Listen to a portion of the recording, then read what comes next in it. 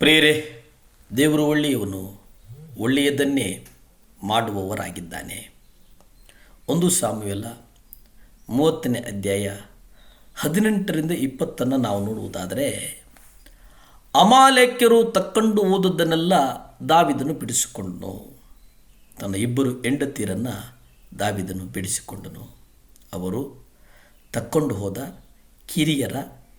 ಹಿರಿಯರಲ್ಲಾದ ಕುಮಾರ್ತೆಯರೆಲ್ಲರನ್ನು ಕೊಳ್ಳೆಯಾದ ಯಾವ ವಸ್ತುಗಳನ್ನಾದರೂ ಒಂದೂ ಕೊರತೆ ಇಲ್ಲದ ಹಾಗೆ ದಾವೀದನು ಎಲ್ಲವನ್ನ ತಿರುಗಿ ತಕ್ಕೊಂಡನು.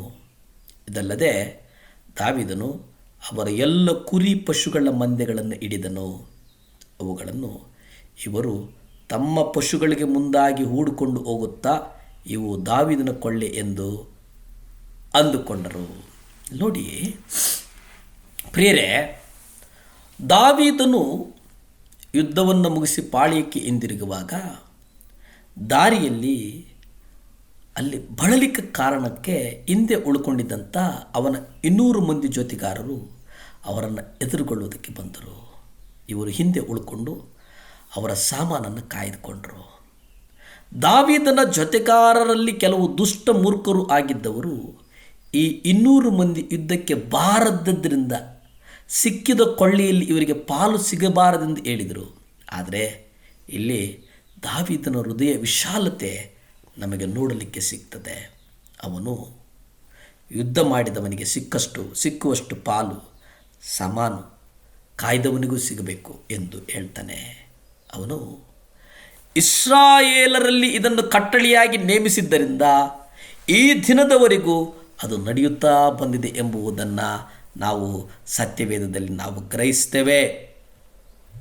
ದಾವೀದನು ಕಷ್ಟಗಳ ನಡುವೆ, ಶೋಧನೆಗಳ ನಡುವೆ, ಅಂದರೆ 13 ವರ್ಷಗಳ ಅವಧಿಯಲ್ಲಿ ಅವನು ಕೊನೆಗೆ ಎಲ್ಲ ಸಂಕಷ್ಟಗಳನ್ನು ಎದುರಿಸಿ ಒಬ್ಬ ದೇವರ ಮನುಷ್ಯ ಎನಿಸಿಕೊಂಡನು.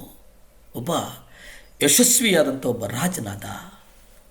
ಹಲವಾರು ವರ್ಷಗಳ ನಂತರ ಅವನು ಬರೀತಾನೆ, ದೇವರೇ, ನನ್ನನ್ನು ಶೋಧಿಸಿದಿ, ಬೆಳ್ಳಿಯನ್ನು ಪುಟಕ್ಕೆ ಹಾಕುವ ಮೇರೆಗೆ ಶುದ್ಧ ಮಾಡಿದಿ, ನನ್ನನ್ನು ಬಲಿಯಲ್ಲಿ ಸಿಕ್ಕಿಸಿದಿ, ನನ್ನ ಸೊಂಟಕ್ಕೆ ಭಾರವಾದ ಕೊರಡನ್ನು ಕಟ್ಟಿದಿ, ಮನುಷ್ಯರು ನನ್ನ ತಲೆಯ ಮೇಲೆ ತಮ್ಮ ರಥವನ್ನು ಹಾಯಿಸುವಂತೆ ಮಾಡಿದಿ, ನಾನು ಉರಿಯುವ ಬೆಂಕಿಯನ್ನು, ಹಿಮದಂತಹ ತಣ್ಣನೆ ನೀರನ್ನೂ ದಾಟಬೇಕಾಯಿತು.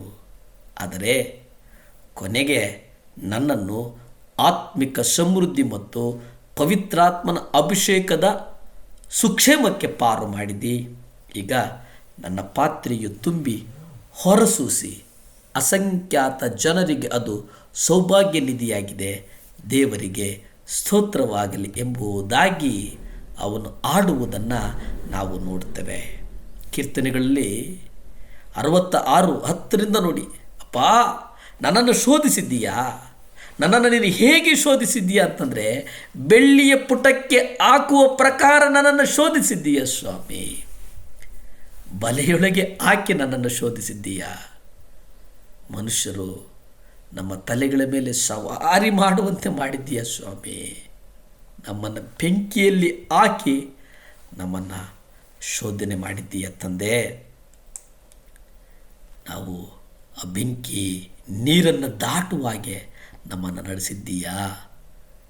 ನಮ್ಮನ್ನು ಅವೆಲ್ಲವನ್ನು ಶೋಧನೆ ಮಾಡಿ ನಮ್ಮನ್ನು ಐಶ್ವರ್ಯದ ಸ್ಥಳಕ್ಕೆ ಬರಮಾಡಿದ್ದೀಯಾ. ನಾನು ದಹನ ಬಲಿಗಳೊಂದಿಗೆ ನಿನ್ನ ಆಲಯಕ್ಕೆ ಹೋಗುವೆನು ಎಂಬುದಾಗಿ ಆತನ ಕೀರ್ತನೆಕಾರರಲ್ಲಿ ಬರೆದುಕೊಳ್ತಾನೆ. ದಹನ ಬಲಿಗಳನ್ನು, ಒಂದು ಬಲಿಪೀಠವನ್ನು ಕಟ್ತಾನೆ ದಾವೀದನು. ಕರ್ತನ ಆಲೋಚನೆಯನ್ನು ಕೇಳ್ದ, ಕರ್ತನ ಆಲೋಚನೆಯನ್ನು ಕೇಳಿ ಆ ಆಲೋಚನೆಯಂತೆ ನಡೆದ. ಇದು ಬಹಳ ಮುಖ್ಯ. ಆತನ ಆಲೋಚನೆಯಂತೆ ನಡೆಯುವಂಥದ್ದು ಬಹಳ ಮುಖ್ಯ ಆಗ್ತದೆ. ನಾವು ಕರ್ತನ ಆಲೋಚನೆಯಂತೆ ನಡೆಯೋಣ, ಪ್ರಾರ್ಥಿಸಿಕೊಳ್ಳೋಣ. ಭೂಮಿ ಆಕಾಶಗಳನ್ನು ಉಂಟು ಮಾಡಿದಂಥ ಸರ್ವಶಕ್ತನಾದಂಥ ದೇವರೇ, ಅಪ್ಪ, ನಿಮ್ಮ ಆಲೋಚನೆಗಳು ನಮ್ಮ ಎದೆಯಲ್ಲಿಡು ಸ್ವಾಮಿ. ನಿಮ್ಮ ಆಲೋಚನೆ ಪ್ರಕಾರ ನಾವು ನಡೆಯುವಾಗೆ ಕೃಪೆ ಕೊಡು ದೇವರೇ. ಹೊಸ ಕೃಪೆ ಕೊಡು, ಹೊಸ ಬಲ ಕೊಡು, ಹೊಸ ಮಹಿಮೆಯಿಂದ ಮಹಿಮೆಗೆ ನಮ್ಮನ್ನು ನಡೆಸಪ್ಪ. ನಮ್ಮನ್ನು ಆಶೀರ್ವದಿಸು. ಯೇಸುವಿನ ನಾಮದಲ್ಲಿ ಬೇಡ್ತೇನೆ ತಂದೆ.